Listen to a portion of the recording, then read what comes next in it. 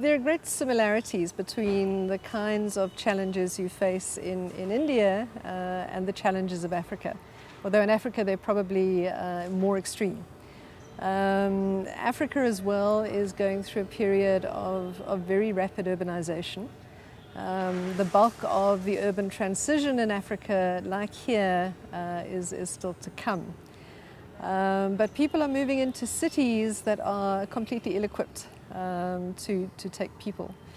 I think one major issue, and probably different from here, is that processes of urbanization and processes of economic growth are disconnected in Africa. So there's very little in the way of formal job creation, formal economic opportunity emerging in the cities of Africa. And yet rapid urbanization is still happening. So very much in the way that you do here, we have cities which are growing very rapidly, but a complete lack of infrastructure, of shelter, and of professionals who have any idea how to deal with this kind of crisis.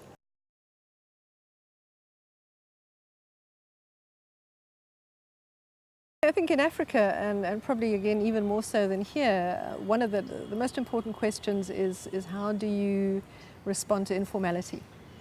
The level of both settlement and jobs in what is known as the informal sector in Africa it's the norm. It's not the exception, it is the norm.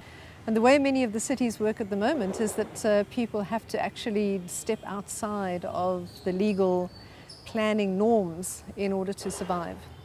So there's this severe disconnection between what planners do and the kind of impact which planning has on the city and the ability of the majority of urbanites to actually survive in those cities. And that's a gap that we have to find a way of bringing together. That's a key issue for me.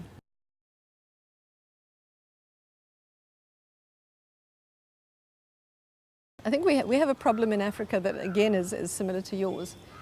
That's the training of planning, the training of planners is way behind.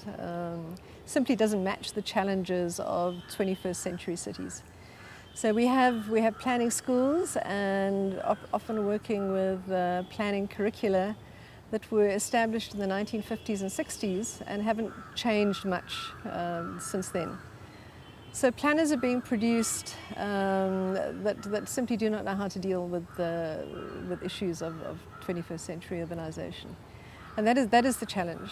And the way that we are looking at that is through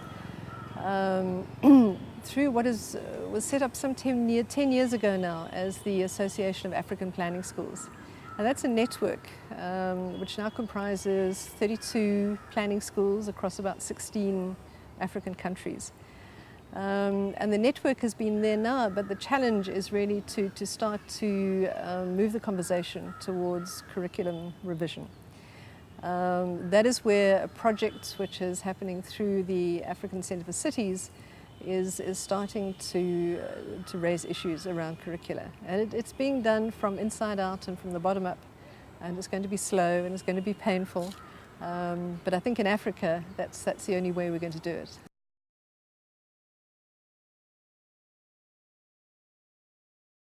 I think it's an admirable attempt that you're making here. I'm full of admiration for the ambition and the scope of the IIHS. I think it's a great idea. I fully agree with I think the guiding idea that cities of today need new practitioners, and we have to try and produce people with far more of an interdisciplinary sensibility to deal with the kinds of problems that you're facing. So I think the ambitions are great, the goals are great. I think there will be challenges. There's no doubt about that.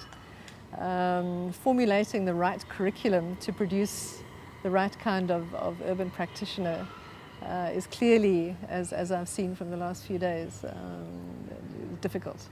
And there are no easy solutions to that. And I think you are doing path-breaking stuff here, and inevitably it's